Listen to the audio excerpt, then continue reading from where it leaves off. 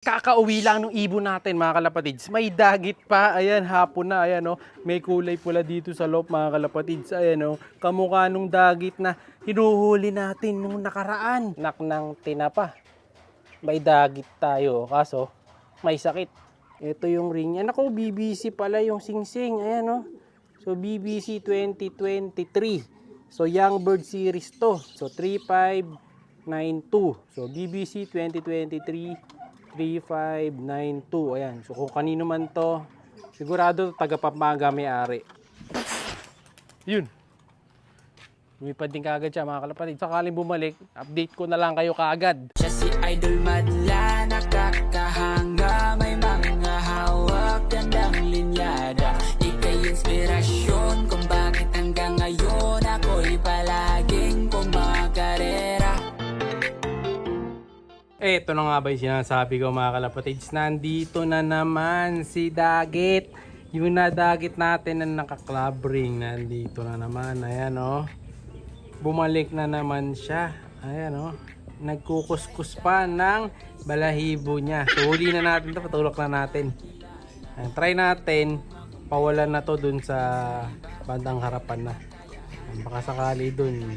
Hindi na makabalik to. Mali pala diskarte ko na pinakawalan ko pa dito sa harap ng loop eh. Bumalik lang tuloy. Nak ng baka tong kalapati na to. Ayan o. Oh. Pababa ka pa yata dyan sa tubigan boy. Puntahan natin. Tulok natin.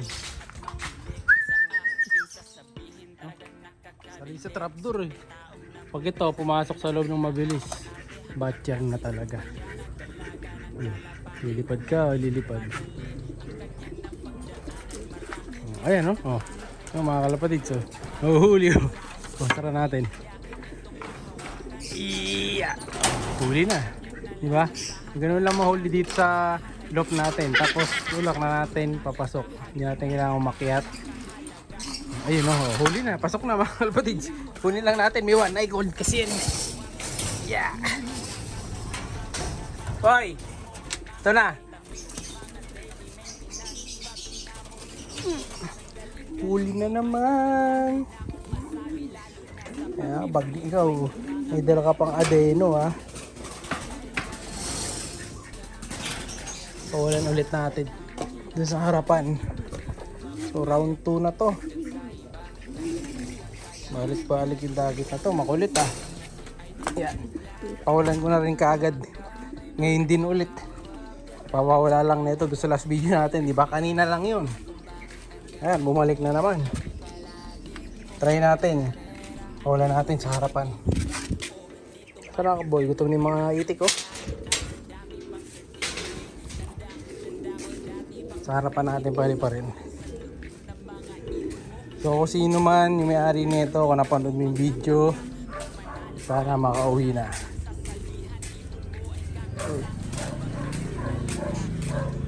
Ayan, halis natin dito. Yes. Oh, yun.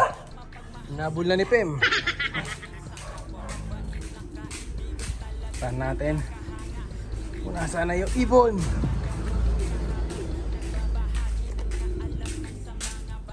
Ano to? Tingin ko babalik lang din ulit eh.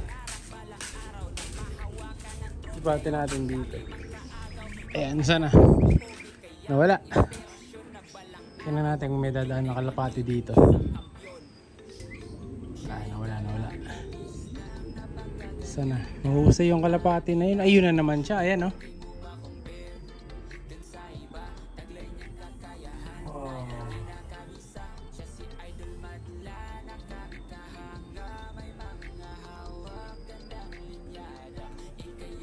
Galing lumanding boy.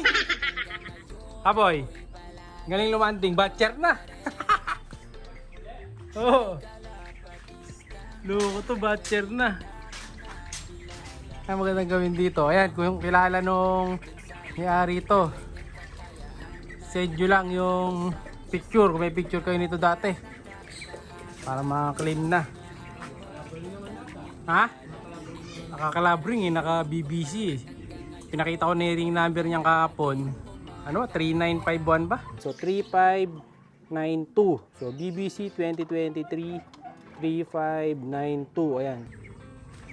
Ayan. Diyan ka muna. Papakain muna ako hapon eh. Oo nga. Try ko ang tulak. Boy, labas ka nga. Kulong muna natin. Pagpasukin na natin. Akit ako sa taas. Tulak na natin. Ibigay dyan guys. Oh, lumipad. Lumipad tuloy.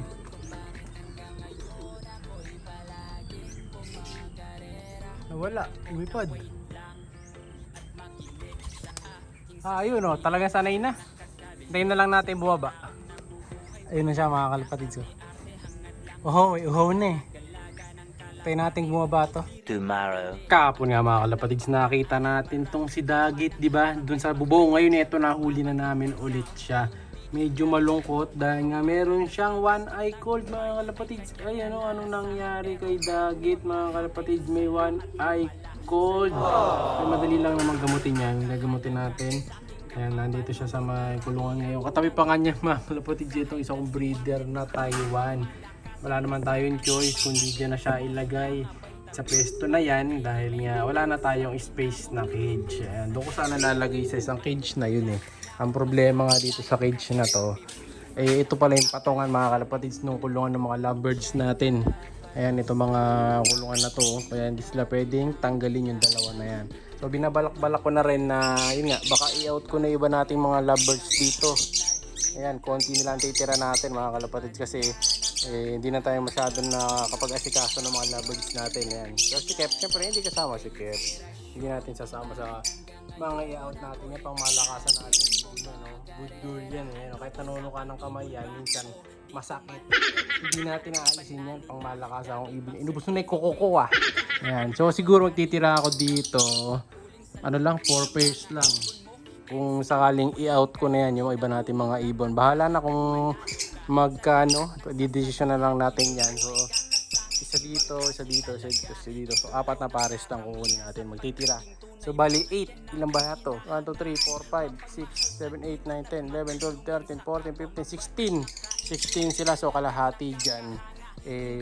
I-out na natin yung iba. Pipiliin ko na lang yung mga gusto kong i-breed dyan na kulay. Yun na lang yung ating ititira. Yan. So kung interesado kayo, pwede kayo mag-PM. Bahala na.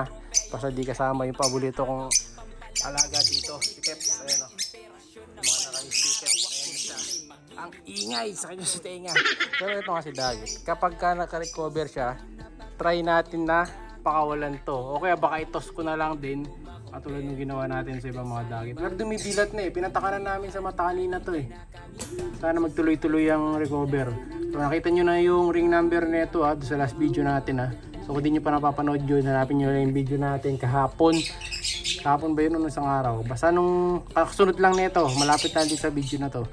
Ayan. Pinakita natin yung buong ring number nito. Details.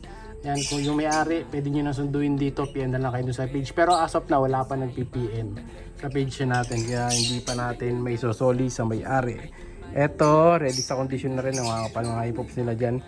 Pwede na to, malapit ang i-breed to mga kalapatids. Konti na lang, mabibreed na natin ulit. Etong si Batman.